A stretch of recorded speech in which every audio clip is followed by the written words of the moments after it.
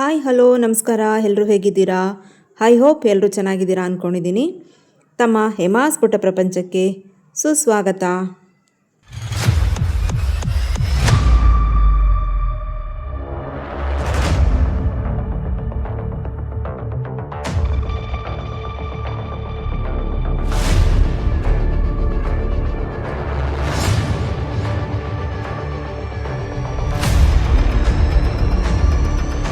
Guys ನೋಡಿ, ಇಷ್ಟು ಜೋರು ಫ್ಯಾನ್ ಹಾಕೊಂಡು ಎಷ್ಟು ನೆಮ್ಮದಿಯಾಗಿ ಮಲ್ಗ್ಯಾರ ನೋಡಿ.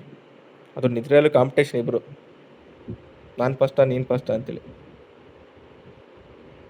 ಸುರ ಗೊರಕೆ ಬೇರೆ ಸೆಂಟ್ರಲ್ಲಿ, ಒಬ್ಬರು ಬಿಟ್ಟರೆ ಒಬ್ಬರು. ಎಷ್ಟು ಒಳ್ಳೆ ನೆಮ್ಮದಿ ನೋಡಿ. ಅಲ್ಲ ನೋಡಿ, ಇಂಥ ಒಳ್ಳೆ ಸ್ಪೀಡ್ ಫ್ಯಾನ್ ಹಾಕೊಂಡು ನೆಮ್ಮದಿಯಾಗಿ ಮಲ್ಕೊಂಡ್ಯಾರ. ಈ ಶೆಕೆಯಲ್ಲಿ ಅದಕ್ಕೂ ಕಂಬಳಿ ಹಚ್ಕೊಂಡು ಎಷ್ಟು ನೆಮ್ಮದಿಯಾಗಿ ಮಲ್ಗ್ಯಾರ ನೋಡಿ. ನೋಡಿ ಗಾಯ್ಸ್, ನಿದ್ರಲ್ಲೂ ಕಾಂಪಿಟೇಷನ್, ಒಬ್ರಿಗೆ ಗೊರಕೆ, ಈ ಕಡೆ ಗೊರಕೆ ಇಲ್ಲ.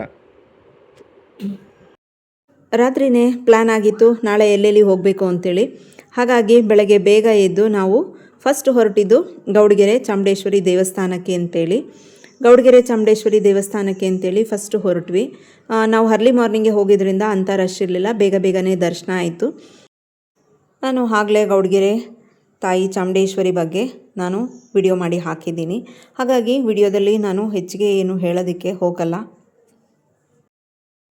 ಮೊದಲಿಗಿಂತನೂ ಈಗ ದೇವಸ್ಥಾನದಲ್ಲಿ ತುಂಬಾ ಬೇರೆ ಥರ ಚೇಂಜಸ್ಗಳು ಆಗಿದೆ.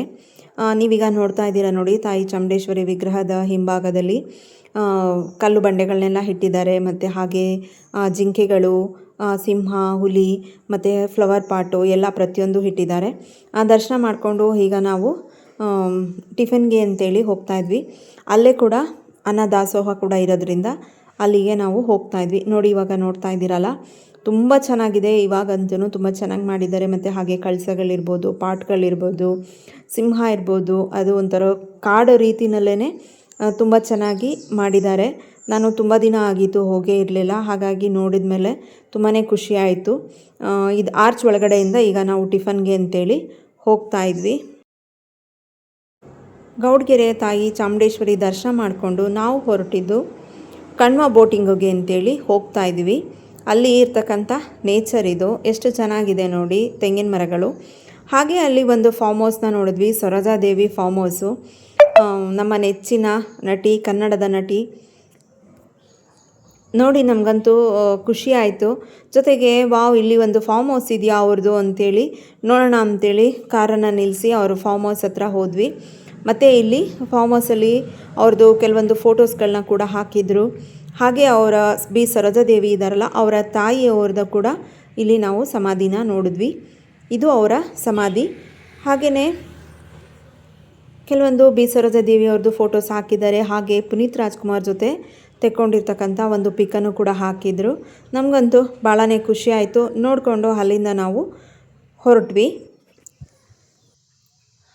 ಇವಾಗ 9 ಗಂಟೆ ಆಗಿದೆ. ಕಣ್ವ ಜಲಾಶಯಕ್ಕೆ ಬಂದಿದ್ದೀವಿ. ಈಗ ಸಮಯ ಬಂದು 9 ಗಂಟೆ ಆಗಿದೆ ನೋಡಿ. ಹೀಗಿದೆ, ಯಾರಂದರೆ ಯಾರಿಲ್ಲ, ನಾವೇ.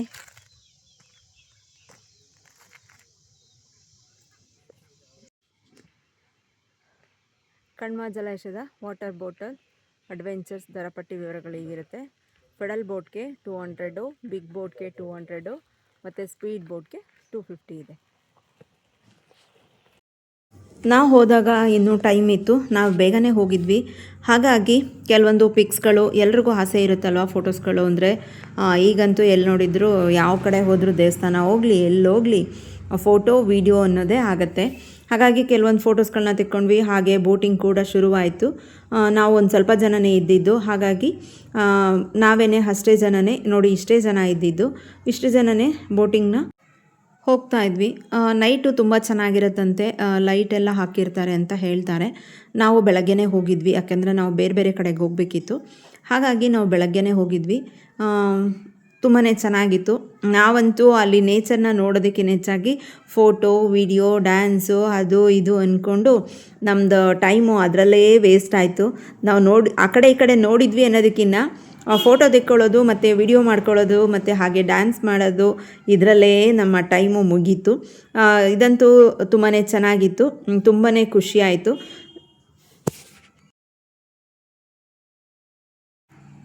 ನಾವು ಹೊರಟಿದ್ದು ದೊಡ್ಡಮಳ್ಳೂರಿಗೆ ಅಂತೇಳಿ ಹೊರಟ್ವಿ. ದೊಡ್ಡಮಳ್ಳೂರಿನಲ್ಲಿ ಇರ್ತಕ್ಕಂಥ ಅಪ್ರಮೇಯ ಸ್ವಾಮಿ ದೇವಸ್ಥಾನಕ್ಕೆ, ಅಂದರೆ ಅಲ್ಲಿ ಶ್ರೀಕೃಷ್ಣ ಬೆಣ್ಣೆ ಕೃಷ್ಣ ಹೇಳ್ತಾರೆ, ಅಲ್ಲಿಗೆ ಅಂತೇಳಿ ನಾವು ಹೊರಟ್ವಿ. ನಾವು ಕಣ್ವ ಬೋಟಿಂಗಿಂದ ಹೊರಟಿದ್ದು ದೊಡ್ಡಮಳ್ಳೂರಲ್ಲಿ ಇರ್ತಕ್ಕಂಥ ಶ್ರೀ ಅಪ್ರಮೇಯ ಸ್ವಾಮಿ ದೇವಸ್ಥಾನಕ್ಕೆ ಅಂತೇಳಿ ಬಂದ್ವಿ. ಈಗ ನಾನು ಹಿಂದೆ ಹಳೆ ವಿಡಿಯೋದಲ್ಲಿ ಒಂದು ಸಲ ಹೇಳಿದ್ದೆ, ಅಪ್ರಮೇಯ ಸ್ವಾಮಿ ದೇವಸ್ಥಾನಕ್ಕೆ ಅಂತೇಳಿ ಫಸ್ಟ್ ಒಂದು ಸಲ ಬಂದಿದ್ವಿ. ಆದರೆ ಆವಾಗ ಬಾಗಿಲು ಹಾಕಿತ್ತು, ಅಂದರೆ ಮಧ್ಯಾಹ್ನ ಬಂದಿದ್ವಿ. ನಾವು ಆವಾಗ ಕೂಡ ಒನ್ ಡೇ ಟ್ರಿಪ್ ಪ್ಲ್ಯಾನ್ ಮಾಡಿಕೊಂಡು ದೇವಸ್ಥಾನಕ್ಕೆ ಅಂತೇಳಿ ಬಂದಿದ್ವಿ.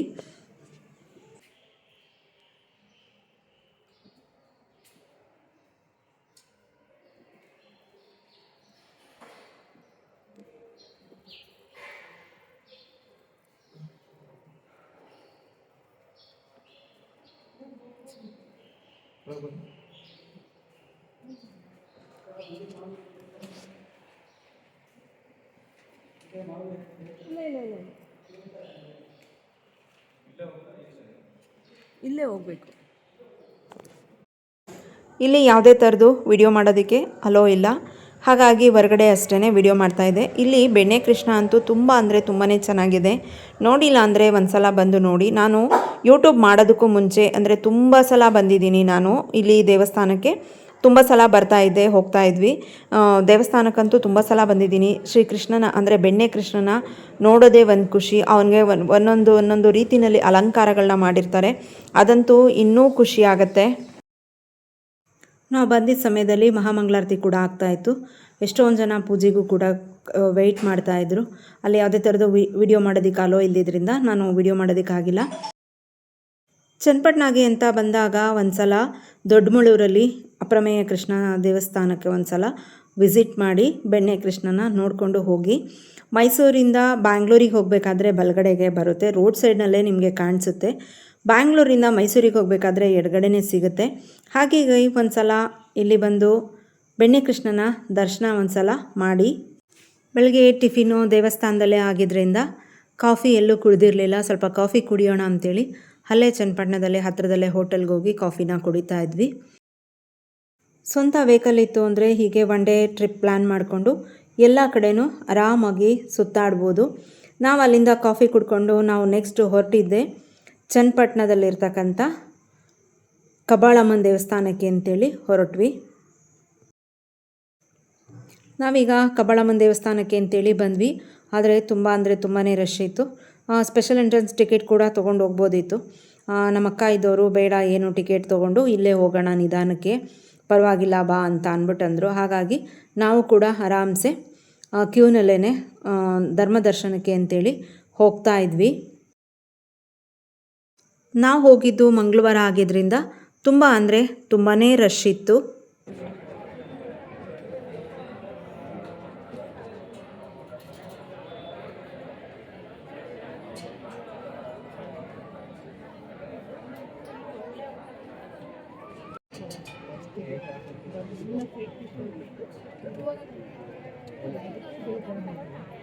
ಒಳ್ಳೆ ಬಿಡಿ ಇಲ್ಲಿ ಬಂದೆ.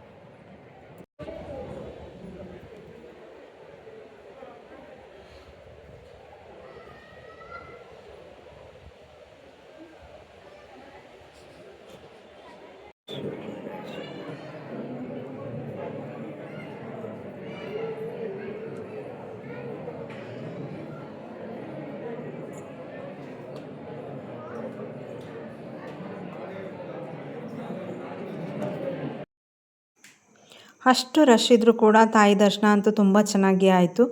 ನಾನು ವಿಡಿಯೋ ಕೂಡ ಮಾಡಿಕೊಂಡೆ, ಅದನ್ನು ಆಲ್ರೆಡಿ ಶಾರ್ಟ್ಸಲ್ಲಿ ಅಪ್ಲೋಡ್ ಮಾಡಿದ್ದೀನಿ. ಹಾಗಾಗಿ ನಾನಿಲ್ಲಿ ತೋರಿಸ್ತಾ ಇಲ್ಲ. ಒಂದು ಸಲ ಶಾರ್ಟ್ಸಲ್ಲಿ ವಿಡಿಯೋನ ನೋಡಿ.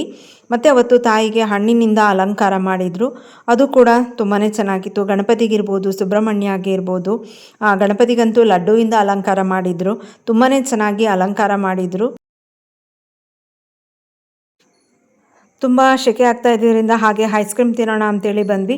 ಹಾಗೆ ಐಸ್ ಕ್ರೀಮ್ ತಿಂದ್ಕೊಂಡು ಹಿಂದೆ ತಿರುಗಿ ನೋಡಿದರೆ ಬೆಟ್ಟದ ಪಕ್ಕದಲ್ಲೇ ಗೋಪುರ ಇರೋ ಥರ ಎಷ್ಟು ತುಂಬ ಚೆನ್ನಾಗಿ ಕಬ್ಬಾಳಮ್ಮನ ದೇವಸ್ಥಾನ ಅಂತೂ ತುಂಬ ಚೆನ್ನಾಗಿ ಕಾಣಿಸ್ತಾ ಇತ್ತು. ನಾವು ಮತ್ತೆ ಎಲ್ಲೂ ಹೋಗೋದಕ್ಕೆ ಹೋಗಲಿಲ್ಲ. ಮಧ್ಯಾಹ್ನದಷ್ಟರೊಳಗಡೆನೇ ನಾವು ಮಳವಳ್ಳಿಗೆ ರೀಚ್ ಆದ್ವಿ. ಮಳವಳ್ಳಿನಲ್ಲೇ ಒಂದು ಹೋಟೆಲಲ್ಲಿ ಊಟ ಮಾಡಿಕೊಂಡು, ಎಲ್ಲರೂ ಹೋಗಿದ್ದರಿಂದ ಮನೆಯಲ್ಲಿ ಬೇಗ ಹೋಗಿದ್ದರಿಂದ ಅಡುಗೆ ಮಾಡಿರಲಿಲ್ಲ. ಹಾಗೆ ಒಂದು ಹೋಟೆಲಲ್ಲಿ ಊಟ ಮಾಡಿಕೊಂಡು ನಾವು ಮನೆಗೆ ಬಂದ್ವಿ. ಹಾಗೆ ಬಂದು ಸ್ವಲ್ಪ ಹೊತ್ತು ರೆಸ್ಟ್ ಮಾಡಿ ಎಲ್ಲ ಆದಮೇಲೆ ಮಂಡ್ಯದಲ್ಲಿ ಸ್ಯಾರಿ ಸೇಲ್ ಹಾಕಿದ್ದಾರೆ ಅಂತೇಳಿ ಗೊತ್ತಾಯಿತು. ಹಾಗೆ ಸ್ಯಾರಿ ಸೇಲ್ ನೋಡಿಕೊಂಡು ಹಾಗೆ ನನ್ನ ಫ್ರೆಂಡ್ ಮನೆಗೂ ಹೋಗಿ ಬರೋಣ ಅಂಥೇಳಿ ನಾನು ಮತ್ತು ನಮ್ಮ ಅಕ್ಕ ಹೊರಟ್ವಿ. ಮನಿ ಇರಲಿಲ್ಲ, ನಾನು ಹೋಗ್ತೀನಿ ಅಂತೇಳಿ ಅವನು ಊರಿಗೆ ಹೊರಟ್ಬಿಟ್ಟ.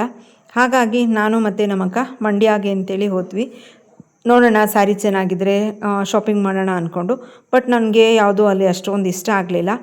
ಸರಿ ಆಯಿತು, ಬಂದಿದ್ದೀವಲ್ಲ ಅಂತ ಸ್ಯಾರಿ ನೋಡಿಕೊಂಡು ಹಾಗೆಯೇ ಅಲ್ಲೇ ಪಾನಿಪುರಿ, ಮಸಾಲೆ ಪುರಿ, ದಹಿ ಪುರಿ, ಕಬ್ಬಿನ ಹಾಲು ಎಲ್ಲ ಕುಡ್ಕೊಂಡು ವಾಪಸ್ಸು ನಾವು ಮನೆಗೆ ಬಂದ್ವಿ.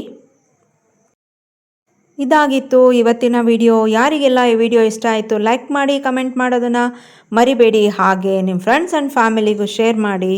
ಹಾಗೆ ನನ್ನ ಚಾನಲ್ನ ಸಬ್ಸ್ಕ್ರೈಬ್ ಮಾಡ್ಕೊಳ್ಳೋದನ್ನು ಮರಿಬೇಡಿ ಅಂತ ಕೇಳ್ಕೊಳ್ತಾ ಥ್ಯಾಂಕ್ ಯು ಫಾರ್ ವಾಚಿಂಗ್. ಮತ್ತೆ ನಾನು ನೆಕ್ಸ್ಟ್ ವಿಡಿಯೋ ಒಂದಿಗೆ ನಿಮ್ಮ ಮುಂದೆ ಬರ್ತೀನಿ. ಬಾಯ್, ಟೇಕ್ ಕೇರ್.